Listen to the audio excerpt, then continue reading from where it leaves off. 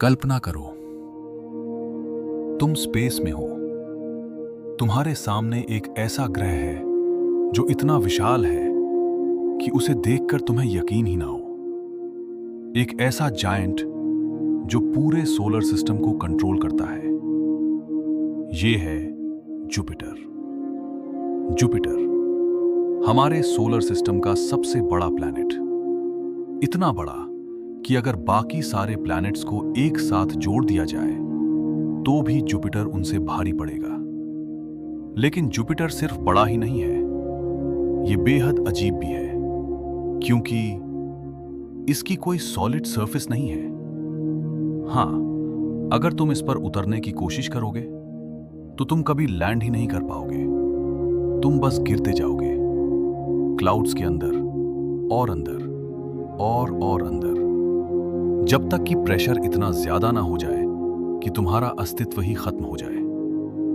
Jupiter का size समझना आसान नहीं है। इसका डायमीटर लगभग 1,43,000 किलोमीटर है।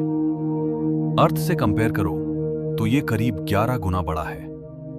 और अगर वॉल्यूम की बात करें तो इसमें 1,300 से ज्यादा अर्थ्स फिट हो सकती हैं। इतना बड़ा होने के बावजूद एक सवाल उठता है, जुपिटर एक स्टार क्यों नहीं बना? साइंटिस्ट मानते हैं अगर जुपिटर का मास थोड़ा और ज्यादा होता तो इसके अंदर न्यूक्लियर फ्यूजन स्टार्ट हो सकता था और ये एक छोटा स्टार बन सकता था। लेकिन ऐसा नहीं हुआ, इसलिए जुपिटर को कहा जाता है अ फेल्ड स्टार। अब आते हैं जुपिटर की सबसे फेमस पहचान पर, द ग्रेट रेड स्पॉट। ये एक तूफान है, लेकिन ये कोई आम तूफान नहीं। ये इतना विशाल है कि इसमें पूरी अर्थ समा सकती है। और ये तूफान पिछले 300 साल से लगातार चल रहा है। सोचो, इतने सालों तक बिना रुके चलने वाला स्टॉर्म। इसकी स्पीड 400 किलोमीटर प्रति घंटा से भी ज्यादा हो सकती है। जुपिटर की सरफेस पर जो कलरफुल स्ट्राइप्स दिखती हैं, वो असल में क्लाउड्स हैं। व्हाइट, ऑरेंज, ब्राउन, हर रंग अलग गैस और केमिकल का रिजल्ट है। ये क्लाउड्स कॉन्स्टेंटली मूव करते रहते हैं और यहां की हवाएं 600 किलोमीटर प्रति घंटा तक पहुंच सकती हैं। अब एक और इंटरेस्टिंग फैक्ट, जुपिटर बहुत फास्ट रोटेट करता है। ये सिर्फ 10 घंटे में अपना एक दिन पूरा कर लेता है। मतलब जुपिटर पर दिन बहुत छोटे होते हैं और इसी फास्ट रोटेशन की वजह से ये पोल्स पर थोड़ा फ्लैटन दिखता है। अब बात करते हैं इसके सबसे डेंजरस फीचर की, जुपिटर का मैग्नेटिक फील्ड। ये इतना पावरफुल है कि अर्थ के मैग्नेटिक फील्ड से लगभग 20,000 गुना ज्यादा स्ट्रांग है। इसका मतलब अगर कोई इंसान या स्पेसक्राफ्ट बिना प्रोटेक्शन के इसके पास जाए तो रेडिएशन उसे तुरंत डिस्ट्रॉय कर सकती है। लेकिन जुपिटर सिर्फ खुद तक सीमित नहीं है।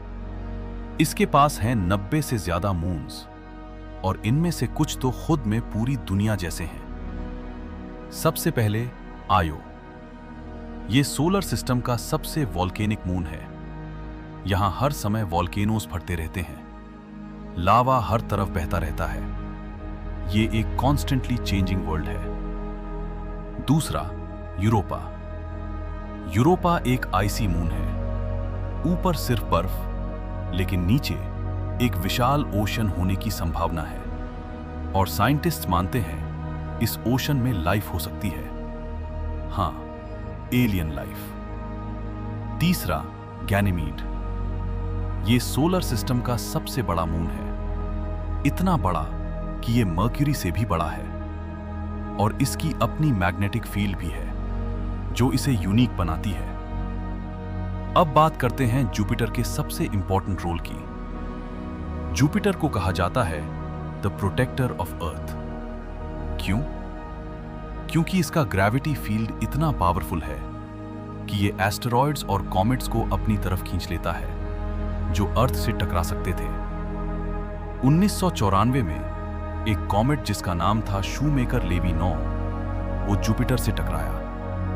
इंपैक्ट इतना पावरफुल था कि एक्सप्लोजन अर्थ से भी बड़ा था। अगर ये अर्थ से टकराता तो शायद मानव सभ्यता खत्म हो जाती। जुपिटर हमें चुपचाप प्रोटेक्ट करता है, हर दिन, हर समय। अब सबसे मिस्टीरियस चीज, जुपिटर के अंदर क्या है? साइंटिस्ट मानते हैं इसके सेंटर में एक डेंस कोर हो सकता है, लेकिन इसके ऊपर प्रेशर इतना ज्यादा है कि गैसेस लिक्विड मेटल में बदल जाती है। लिक्विड हाइड्रोजन जो इलेक्ट्रिसिटी कंडक्ट करता है और यही जनरेट करता है जुपिटर का पावरफुल मैग्नेटिक फील्ड। अब इमेजिन करो, अगर जुपिटर अचानक गायब हो जाए तो क्या होगा? सोलर सिस्टम का बैलेंस बिगड़ जाएगा, एस्टेरॉइड्स अनकंट्रोल हो जाएंगे और अर्थ पर इंपैक्ट्स बढ़ सकते हैं। फ्यूचर मिशंस जैसे यूरोपा क्लिपर और जूस जुपिटर और उसके मून्स को एक्सप्लोर करेंगे। शायद हमें पहली बार एलियन लाइफ का प्रूफ मिल जाए।